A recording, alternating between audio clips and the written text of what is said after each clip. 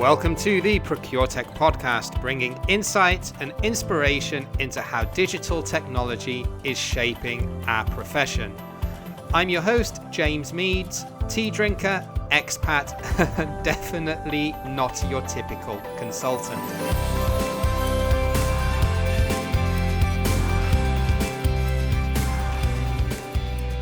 Yes, hello there and welcome. Hola y bienvenidos, guten Tag und willkommen. Another episode of the ProcureTech podcast. And today we're digging into a topic that is sometimes left a little bit to one side when we look at digital transformation of procurement. But it's definitely something that is vitally important to make sure that you're getting your value from all of your spend. So today's conversation is going to dig into how we can really leverage our contractual spend and leverage the use of digital technology to help us and enable us to do that. So the guest that I've brought onto the show today is none other than Mr. Daniel Barnes, a long-time LinkedIn buddy, and we've actually had lots of online conversations, but we've never actually met in person. So I kind of feel like I know Daniel already, so I'm hoping this is going to be a good one. So Daniel, welcome to the ProcureTech podcast. Thanks a lot, James. It's good to be on here. Finally, we get to speak in person, right? I said on the intro, we've been talking on LinkedIn for what feels like months. I guess it is now, and yeah, it's finally always good to put a name to a face. Yeah, it's probably face to a name. Sorry. No, it's yeah. I think that's the way with LinkedIn, isn't it? You can have a lot of good conversations around procurement and the space and work and consultant life for quite a few months. I think I struggle to remember how long, but it's probably been at least all of 2020 we've had conversations throughout. Yeah, I think so. Yeah, it's round about January when I first started trying to sort of up my LinkedIn game. So yeah, that would kind of fit. So we're going to talk today about contract management, and I mean, I know your background comes from the defense industry, from what we spoke about in the past. So, like most people, I guess you didn't go through school or university saying, "When I grow up, I want to be a buyer." So tell us a little bit about how you got into the contract space specifically. Yeah, no, it's it was quite a sensible and easy transition for me. So I went to university and studied commercial law and wanted to become a barrister. At one point, I was looking at becoming a criminal barrister, and then went and did some work experience with some criminal barristers, and they told me not to do it because there's no money in it anymore because of legal aid cuts and all sorts of other things. I luckily at the time, I mean, I was already studying for a commercial law degree, but it was a bit of a mixture. I did all sorts of other things like internet law and medical law and all sorts of other things. And then I was in my third year at uni and kind of didn't know really what to do. So I thought, you know what, I'll stay in education, and went and did a information technology and commercial master's degree in law, and just kind of specialized in intellectual property law, internet law, even did insurance law, and then actually ended up working in insurance for about a year doing insurance sales. And that entire time I was looking to pivot because becoming a commercial barrister sounded great, but I didn't really want to go to London, didn't really want to work those London hours. And I come from quite a poor background, and the costs were extortionate to go to the bar, to pay it all off, and just to live in London. Like I couldn't find a sensible way to do it without getting into debt, which is something I don't do. I hear you. Even if you earn £100,000 a year in London, you're not rich. You're just sort of getting by. It's crazy. Yeah, and that's it. So I mean, I started looking around to find something that I could use my law degrees for, because I mean, I'd done fairly well, and I started. Well, actually, a recruiter got hold of my details, as they do somehow, and it was for a commercial officer role at the time it was at a small defense company about 5 minutes away from my house. And nothing happened of that, but it just opened my eyes to like, oh, there's this whole other world where you can kind of go and do work that involves contracts that isn't legal. So you don't have to be a trained solicitor or barrister. So I did a little bit of work into that, and then I actually ended up getting a graduate role with the Ministry of Defence in the UK in one of their niche, wonderful, top secret laboratories. And that was a mixture of doing commercial work, so doing a lot of contract drafting, non-disclosure agreements, intellectual property agreements, and a lot of procurement work. So a lot of sourcing through European Union regulations for procurement, which is just a wonderful field to get into if you want to learn how to do procurement in 9 months, where everyone else does it in about a day. So something tells me if it's anything to do with the EU, then it's probably not the most efficient, streamlined process that we could think of. No, definitely not. So yeah, that's kind of my background there. So I got into the defense world, and really just took advantage of every opportunity. Got to work on a really high profile contract termination of a contract that was worth about 100 million over 5 years. And I guess two things there. Firstly, if I ever have any issues with GDPR, then I know who to contact. And and secondly, I guess that is a whole sort of sub-industry within itself, isn't it? So how do you then take that and make it applicable and transferable into the more regular private sector or corporate world, so to speak?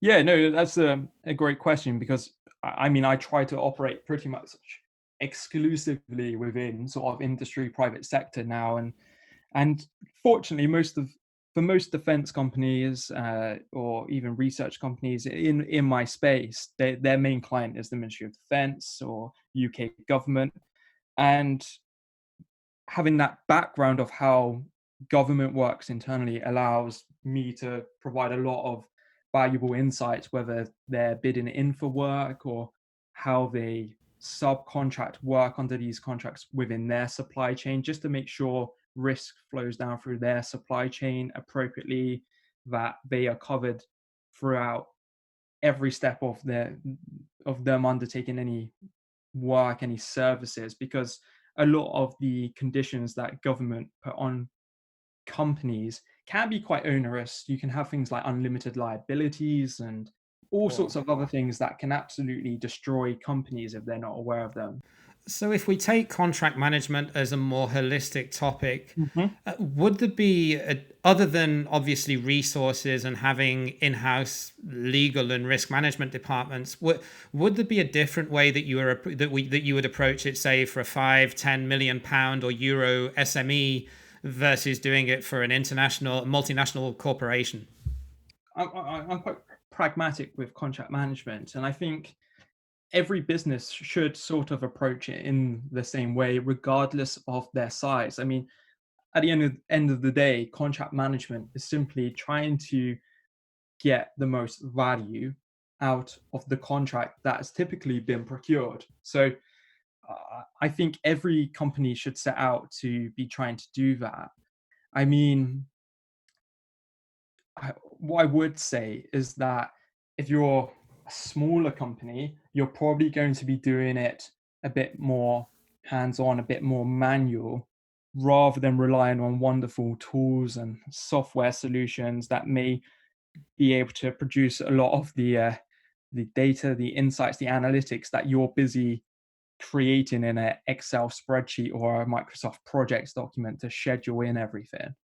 But I think the core skills, the core idea of contract management should be the same, in that you're trying to drive performance from the contract with the supplier. You're trying to get the performance levels as high as possible. You're making sure all deliveries are coming in when they need to be. If it's services, that the services are delivered to the quality that is expected or contracted. So I think all those things should be at the forefront of any company's contract management strategy. I just think how they do it may differ slightly, mainly due to financial resource. Right, due to budget and technology, right? So yeah. The approach, and if you're starting with a blank piece of paper and you're the CPO or even maybe the CEO of a smaller company, and you've done nothing to do around contract management or risk mitigation or cost optimization throughout your contracts. What you're saying is then that you would approach it holistically in the same way, but then once you start drilling down into the details and looking at maybe some of the solutions and how you would manage and track it, that's when it starts to diverge, in that a lot of these software tools tend to be more aimed at sort of enterprise corporate level. So that may cause a divergence in terms of the actual implementation and governance when you put that in place. Yeah, that's it. I mean, I think it's sometimes hard to weigh up the benefits against the cost, or the against the cost of implementing these measures. If you can have I don't know, a, a contract administrator or a buyer, junior buyer, or something like that, a business analytic sort of role.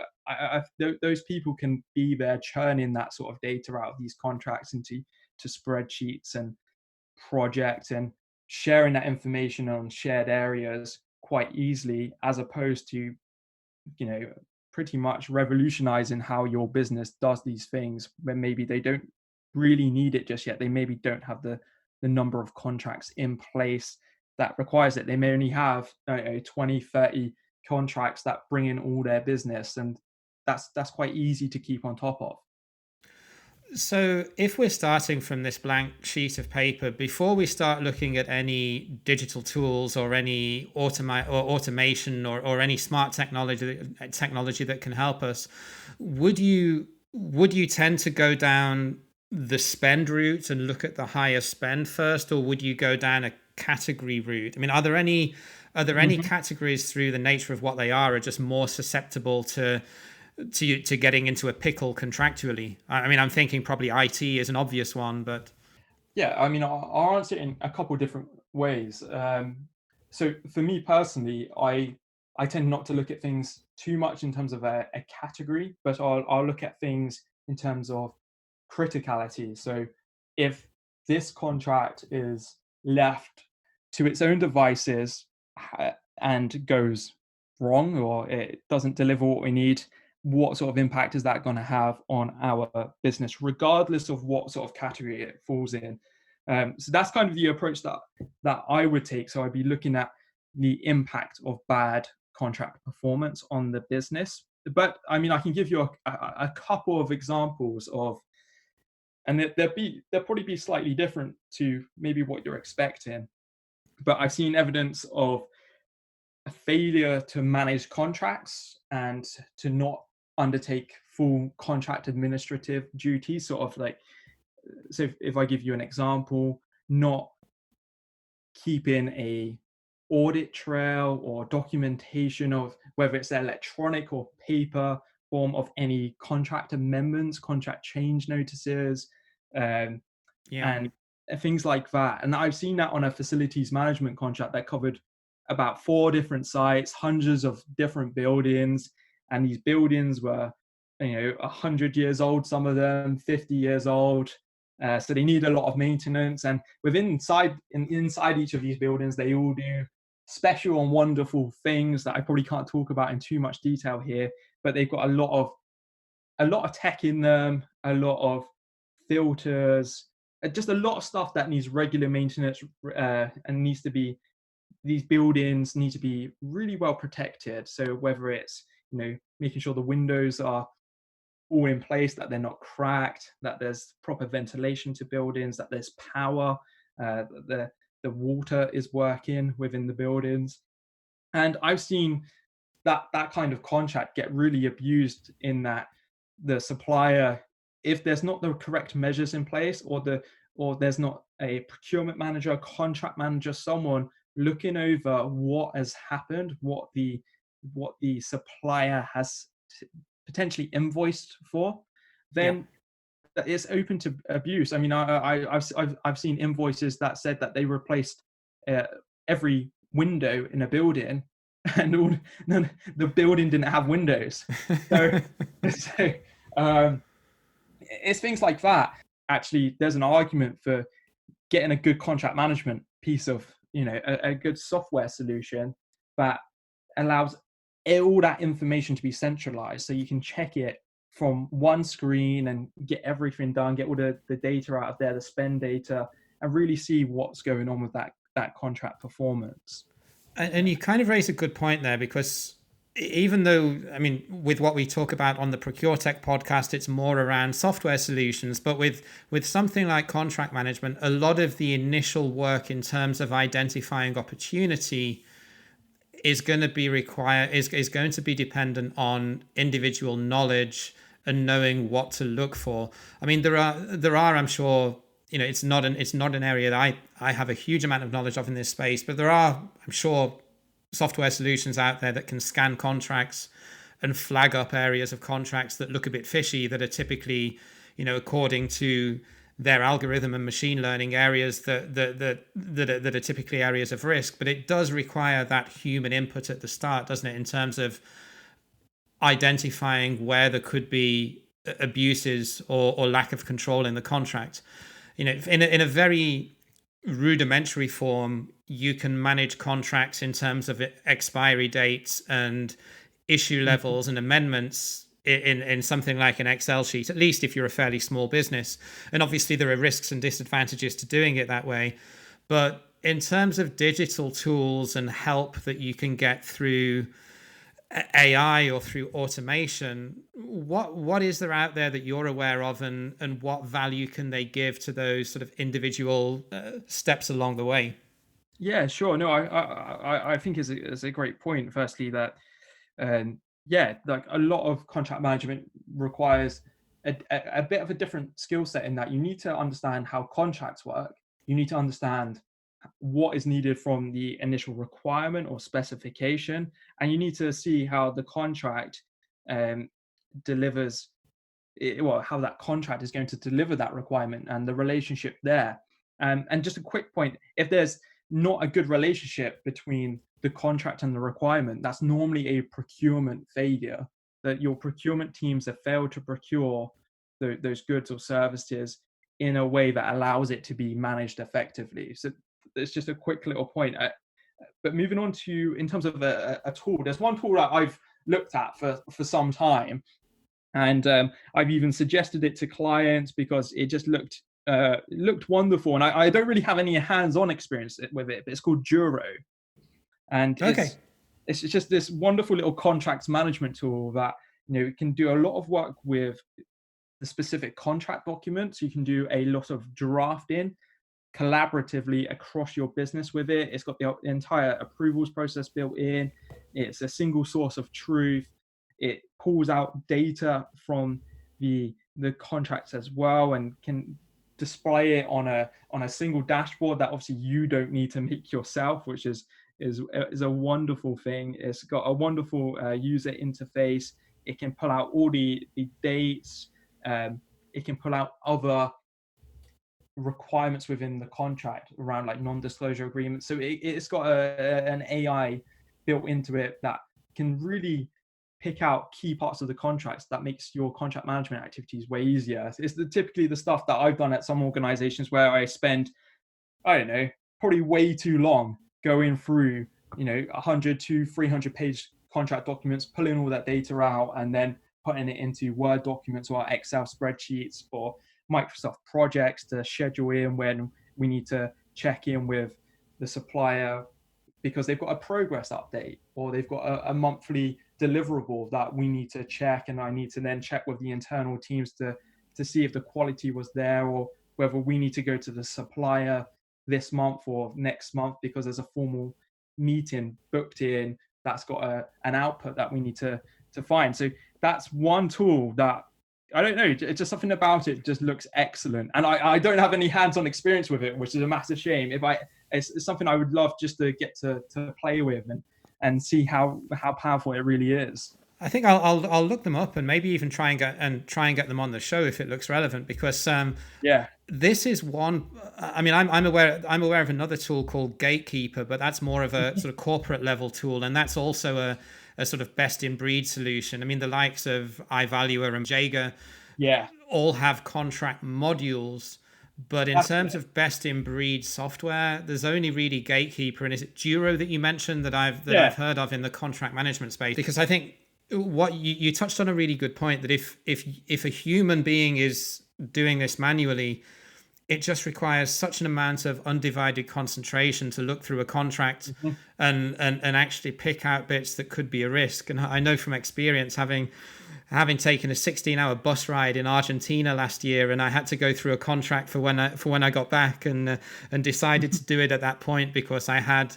a period of time when I was going to be sat there otherwise doing nothing, and it just requires a huge amount of concentration. Yeah, no, I mean, at the moment, and probably for like the last sort of 12 months, I've been doing a lot of reading contracts, pulling out these sort of key requirements, uh, key obligations, key areas where you will get punished effectively. They're almost like penalizations, liabilities, indemnity clauses that the clients need to be aware of.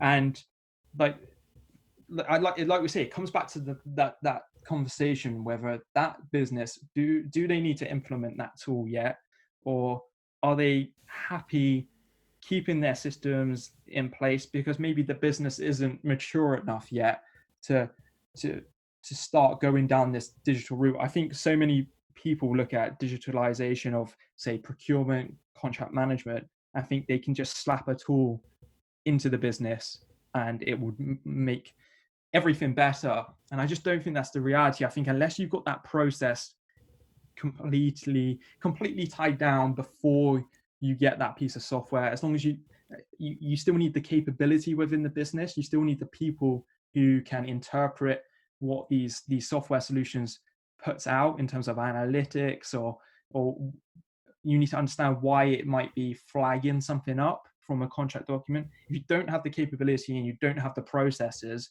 in place that enables that software to do its job, you're going to be in the same position, and it's a lot of manual work, or just a lot of work not getting done, or a lot of key contracts not being managed effectively.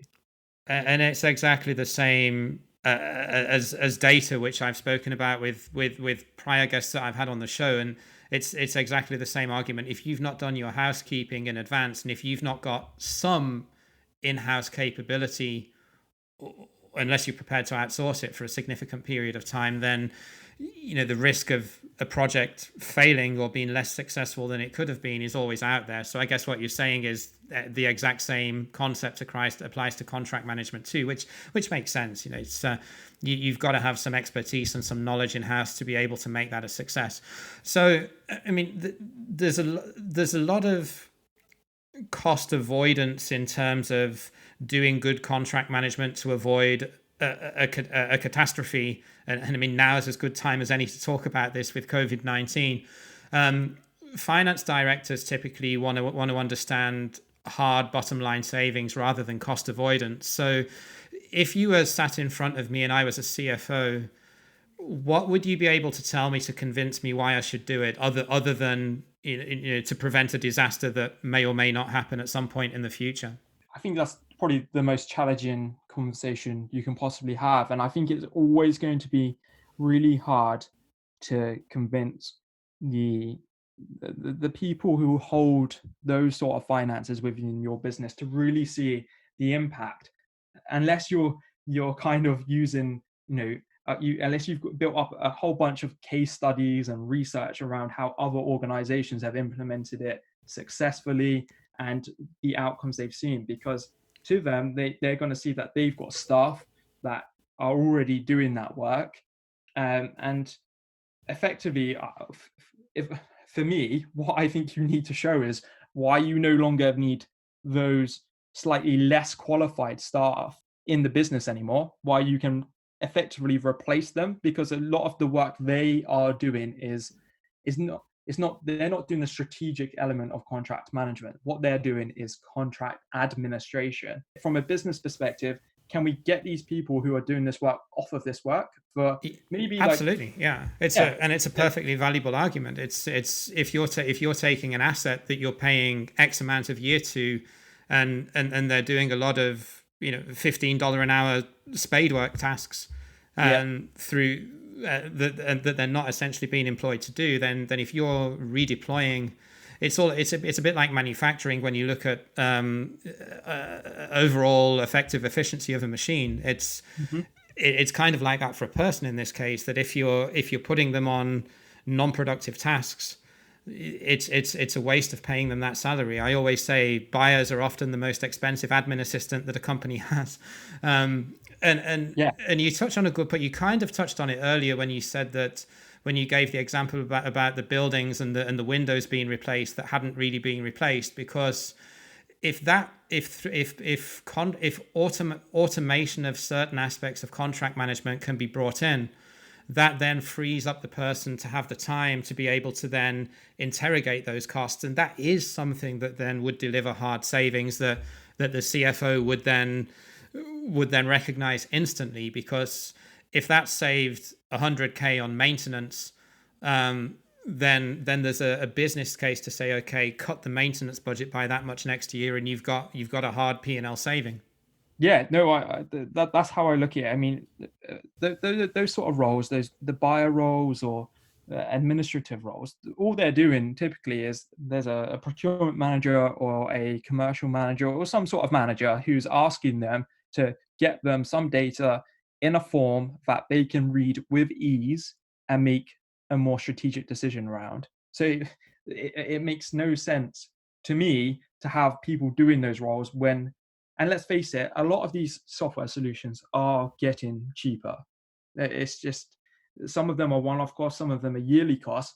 But I think I've seen solutions out there that probably cost less than one staff member doing that kind of role. So yeah, it's to me, it's a no-brainer. I still think that the way in which business is done, and this is probably the limiting factor, in that you've always had these sort of roles doing these sort of works. And I think it just takes time for businesses to adjust if they don't have the leadership in place that enables them to understand the real benefits of technology already. If you've got a CEO, a chief finance officer, who doesn't understand that a piece of software can do the work that they're paying maybe 5, 10, I don't know how many people to do, and it's going to cost maybe the same as employing one of them. And if they don't have an appreciation of how analytics now works, how AI works, how a piece of software can scan documents, I don't know how many pages per second or per minute, as opposed to a human being. And if they don't get that, I think that you're never going to convince them to make this change. I think you've covered a lot of really valuable tips in that last question. I think that's going to be the value bomb of today's podcast for to take away from. So finally, Daniel, before we close out, I mean, you've set up your own consultancy in this space. If you can maybe just spend a minute telling us about that, and if anyone wants to connect with you, where's the best place to find you? Pretty much my consultancy is Ikaros Consultancy, and I cover the defense and aerospace spaces. Really do a bit of science, technology, and research as well, and just provide consultancy services in procurement, supply chain, and the commercial contract management world quite broadly, without boring everyone. Probably the best place to find me is on LinkedIn. LinkedIn is probably where you need to be if you are in procurement. There's so much value in terms of what people post on there, and the opportunities that I think people can get, either speaking, career wise. Just find me on LinkedIn and say hi. Fantastic. And I will link to Daniel's consultancy and LinkedIn profile in the show notes, which you can find in your favorite podcast player. So Daniel, it's been a pleasure. Thank you for coming on the show. Good luck with your consultancy as you scale that up. I'm sure you're going to be super successful with it. And also, you've got a podcast coming out, which by the time this episode goes live, we will already be launched. So just finally, very quickly, tell us about that too. Oh, that's very kind of you, James, there to let me get 2 plugs in on a on a podcast. Yeah, so the podcast is launching 1st of May. Like you say, by the time this episode airs, it will already be out. It's called the World of Procurement Podcast. You find it on LinkedIn, the page. I would try and say, you can find the website, but I don't have one. But you'll be able to find it on, Apple Podcasts, Spotify, and everywhere where you can find this everywhere, one too. Yeah, everywhere.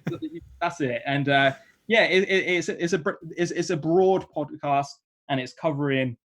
Even though the name is World of Procurement, I thought it was a bit snappier than saying the world of procurement, supply chain, and commercial contract management, which is what it actually covers. So yeah. Okay, I will wish you all the best with your podcast, and I can't wait to have a listen once you've launched. Thanks, James. Appreciate being on the podcast today. So I think it's fantastic that there are so many more content creators coming into this space and really shaking up the procurement content sphere. So best of luck to Daniel with his podcast, and I can't wait to check it out. And by the time this goes live, he will actually be a few episodes in. Just before we go, quick request from my side. If you enjoyed the ProcureTech podcast, then two things. Subscribe, please, on Apple Podcasts, because that will help improve our rankings and reach more people. And just hop over to the LinkedIn page for the ProcureTech podcast, and don't forget to follow us there for the same reason, that the more people like it, the more people we will reach when we release new episodes. Thanks again for listening, and catch you again next week. All the best. Bye-bye. Thanks again for listening to this episode of the ProcureTech podcast. If you like the show, then please subscribe, or even better, why not write us a quick review on Apple Podcasts? It would not only really make my day, but it would also help our mission to enable procurement and finance leaders to become more data-driven through the power of digital transformation.